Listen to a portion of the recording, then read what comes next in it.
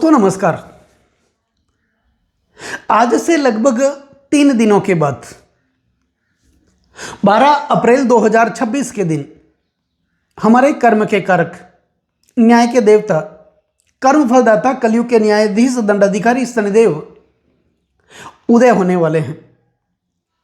7 मार्च 2026 को शनिदेव अस्त हुए थे, लेकिन 12 अप्रैल 2026 को उदय होंगे, जागने वाले हैं। तो शनिदेव की इस जागृत अवस्था का, उदय अवस्था का प्रभाव मकर राशि वालों के लिए अप्रैल 2026 से लेकर के दिसंबर 2026 तक किस प्रकार देखने को मिलेगा, आज हम इस वीडियो के माध्यम से जानने वाले हैं और समझने वाले हैं। दोस्तों, शनिदेव हमारे सौर परिवार में सबसे महत्वपूर्ण ग्रह और एकमात्र ऐसे ग्रह हैं जिन्हें 7.5 व ढैया का अधिकार दिया गया, हक दिया गया। यह हक किसी के पास नहीं है। मंद गति से चलते हैं, एक राशि में सबसे ज्यादा 2.5 साल तक विराजमान रहते हैं, धीमी गति से फल देते हैं, हमारे धैर्य की परीक्षा भी लेते हैं। कहते हैं शनिदेव जांचते हैं, परखते हैं, गिराते हैं, दबाते हैं, तपाते हैं और तपाने के बाद एक साधारण से कोयले को भी धीरे धीरे हीरे में बदलने का सामर्थ्य अपने पास रखते हैं। दोस्तों, 29 मार्च 2025 को शनिदेव ने अपना राशि परिवर्तन किया था। अपनी मूल त्रिकोण राशि कुंभ राशि से निकल करके देवगुरु बृहस्पति की मीन राशि में विराजमान हुए और मकर राशि वालों के तीसरे भाव में विराजमान हुए। उस दिन मकर राशि वालों के लिए शनिदेव की 7.5 का अंत हुआ और उसके बाद शनिदेव तीसरे भाव में विराजमान हुए। कहते हैं गोचर वश परिभ्रमण करते हुए जब भी शनिदेव तीसरे भाव में आते हैं, ये अत्यंत शुभ माने जाते हैं। छष्ठे चलाबे, शनि सौख्यदाता, दुखों का नाश कर देते हैं। लेकिन उसके बाद शनिदेव वक्री भी हुए, अस्त भी हुए। लेकिन 12 अप्रैल 2026 को ये उदय होने वाले हैं। तो शनिदेव तीसरे भाव में विराजमान हैं। और महत्वपूर्ण तो बात यह है कि शनिदेव की 7.5 आती क्यों है और क्या होती है 7.5, क्या करते हैं शनिदेव 7.5 में, और 7.5 क्या होती है। द्वादशे जन्म के रासो द्वितीय च शनिचर सार्धानी सप्तवर्षाणी तदा दुखेर युतो भवित।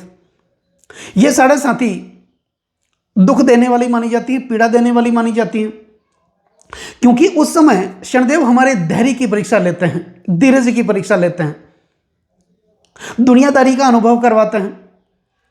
दुनियादारी का अनुभव किए बगैर, अपने और परायों में भेद किए बगैर हम इस दुनिया में तरक्की नहीं कर सकते हैं। धीरज धर्म मित्र अरुणारी, आपद काल पर के अहिचारी, यानी विपत्ति में ही पता चलता है कि हमारे अंदर धीरज कितना है।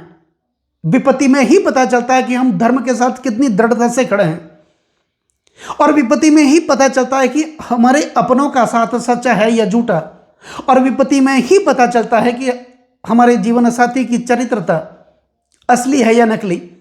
और शनि 7.5 के रूप में हमें दिखाते भी हैं। शनि जब हमारी जन्म राशि से द्वादश भाव में आते हैं, यह 7.5 का प्रथम चरण होता है। और जब हमारी राशि में आते हैं, लग्न भाव में आते हैं, यह 7.5 का दूसरा चरण होता है। और जब शनिदेव गोचर वश परिभ्रमण करते हुए हमारी जन्म राशि से द्वितीय भाव में आते हैं, धन कुटुंब और वाणी के भाव में आते हैं, यह 7.5 का तीसरा चरण होता है। और उसके बाद जब शनिदेव तीसरे भाव में आते हैं तो कहते हैं छष्ठे चलाबे, शनि सौख्यदाता, दुखों का, पीड़ाओं का नाश कर देते हैं, क्योंकि उस समय यह हमारे धैर्य की, जीवन की परीक्षा ले चुके होते हैं।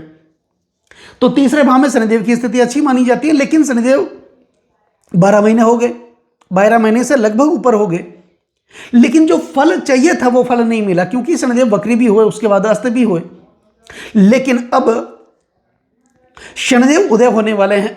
तो शनिदेव की यहां से सप्तम दृष्टि भाग्य भाव पर जा रही। इसका मतलब भाग्य का जागना, भाग्य का उदय होना, आप ऐसा समझ सकते हैं। दोस्तों, शनिदेव तीसरे भाव में विराजमान है, तो तीसरे भाव से संबंधित फल की प्राप्ति यह वर्ष 2026 में आपको देने वाले हैं, मकर राशि वालों को देने वाले हैं। तो तीसरा भाव साहस का होता है, तीसरा भाव पराक्रम का होता है, आत्मशक्ति का होता है, यह भाव निर्णय का होता है। तो सही समय पर सही लिया गया निर्णय हमारे पूरे जीवन को और हमारे भाग्य को बदल सकता है। यहां पर साहस की प्राप्ति होगी, आत्मविश्वास की प्राप्ति होगी, और आत्मविश्वास ही सफलता की सबसे बड़ी कुंजी मानी जाती है।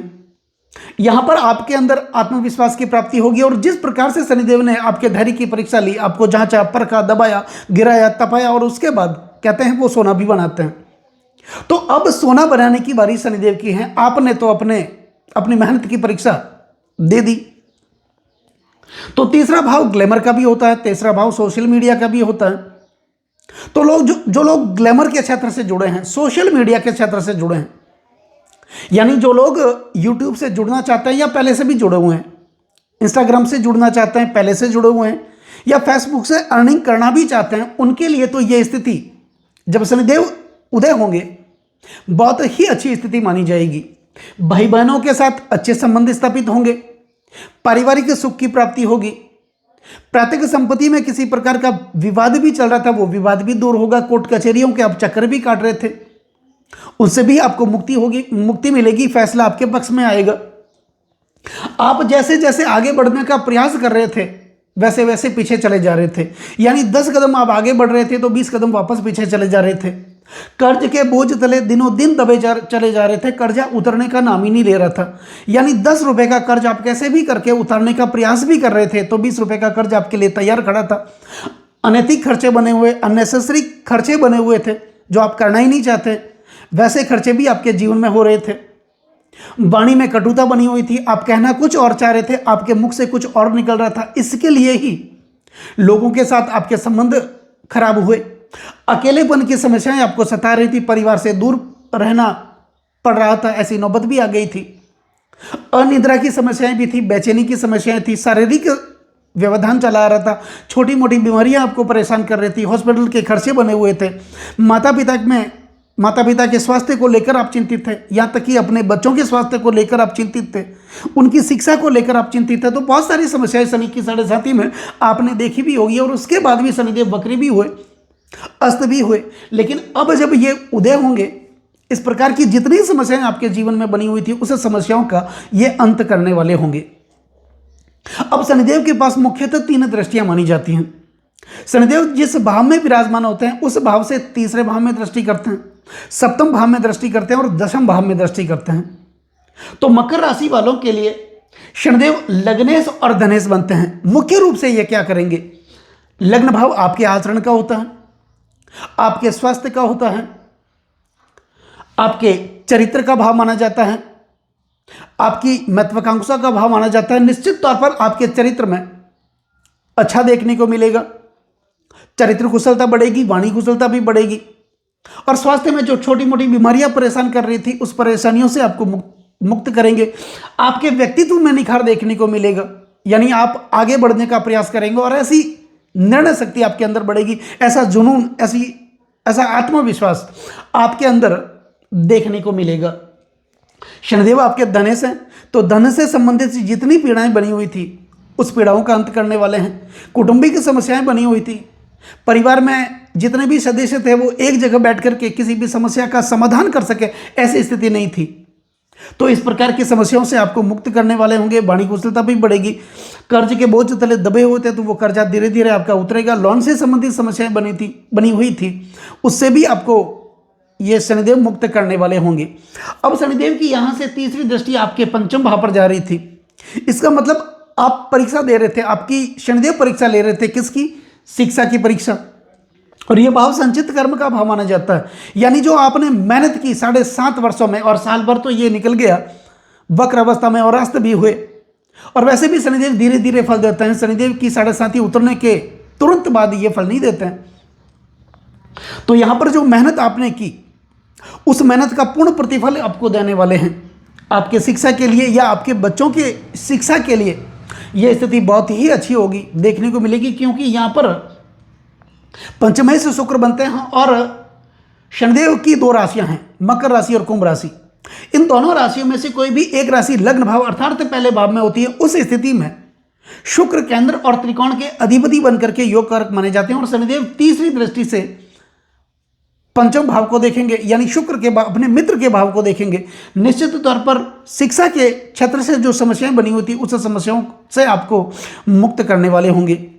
दूसरा, प्रणय संबंधों में समस्याएं बनी हुई थी, प्रेम प्यार में दुविधाएं बनी हुई थी, शक की प्रवृत्ति बनी हुई थी, एक दूसरे पर दोषारोपण आप कर रहे थे। दूसरा, वो प्रेम शादी में नहीं बदल रहा था, कौटुंबिक समस्याएं बनी हुई थी, उस समस्याओं का शनिदेव अंत भी करेंगे। और कुल मिलाकर के आपके मेहनत का फल यहाँ पर शनिदेव आपको देने वाले होंगे। दूसरी बात, शनिदेव की सप्तम दृष्टि आपके भाग्य भाव पर जा रही है। भाग्य में जो अलगाव बना हुआ था, भाग्य में जो निरंतर रुकावटें आ रही थी, उस प्रकार की समस्याओं से आपको मुक्त करने वाले होंगे।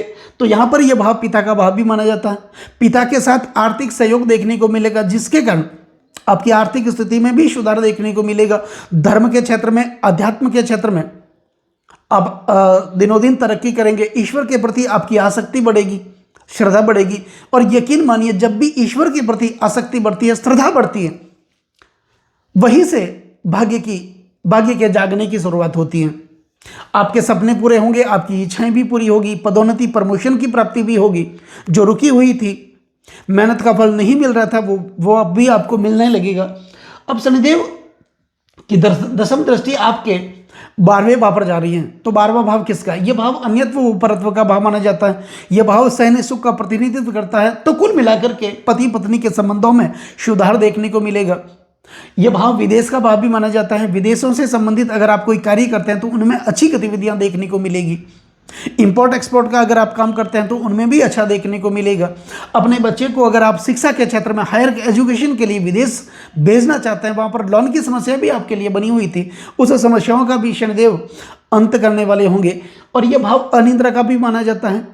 यह भाव अकेलेपन का भी माना जाता है। जो अकेलेपन की समस्याएं बनी हुई थी, उस समस्याओं से आपको मुक्त करेंगे। अनिद्रा की समस्याएं, माइग्रेन की समस्या, चिंताएं बनी हुई थी, उस चिंताओं के कारण बीपी, डायबिटीज जैसी समस्याएं, छोटी मोटी बीमारी आपको परेशान कर रही थी, उस परेशानी से भी आपको शनिदेव मुक्त करने वाले होंगे।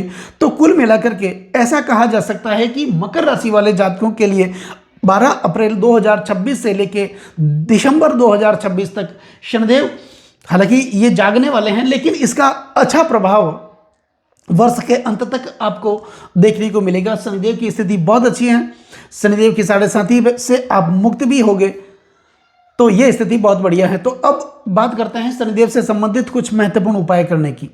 उपाय में क्या करना है? आप बजरंग बली के मंदिर में जाएं, बजरंग बली के दर्शन करें। हो सके तो एक बार वर्ष में सुंदरकांड का पाठ आप जरूर कराएं। और अगर ये भी संभव हो तो हनुमान चालीसा का पाठ आप स्वयं कर सकते हैं। बजरंग बली के मंदिर में बूंदी के लड्डू की प्रसाद आप वितरण कर सकते हैं। दूसरा, शनिदेव के पौराणिक मंत्रों का उच्चारण कर सकते हैं। शनिदेव के 20 मंत्रों का उच्चारण भी करते हैं। और भगवान शिव की आप आराधना करते हैं, क्योंकि भगवान शिव की जो भी आराधना करता है वहाँ पर शनिदेव की कृपा भी प्राप्त हो जाती है। तो दोस्तों, कैसा लगा ये वीडियो अगर आपको अच्छा लगा हो, मेरा समझाना आपको अच्छा लगा हो, समझाने का तरीका अगर आपको सार्थक लगा हो, तो इस वीडियो को आप आगे से आगे शेयर जरूर करें। बेल आइकन बटन को जरूर दबाएं ताकि मेरे आने वाले और भी नई नई वीडियो के नोटिफिकेशन सीधे आप तक पहुंच जाएं। लाइक जरूर करें, कमेंट जरूर करें, क्योंकि आपका एक लाइक और एक कमेंट मेरे अंदर बहुत ज़्यादा आत्मविश्वास बढ़ता है। तो कमेंट में ओम नमः शिवाय, जय शनिदेव आप जरूर लिखें और चैनल को सब्सक्राइब जरूर करें। नमस्कार दोस्तों।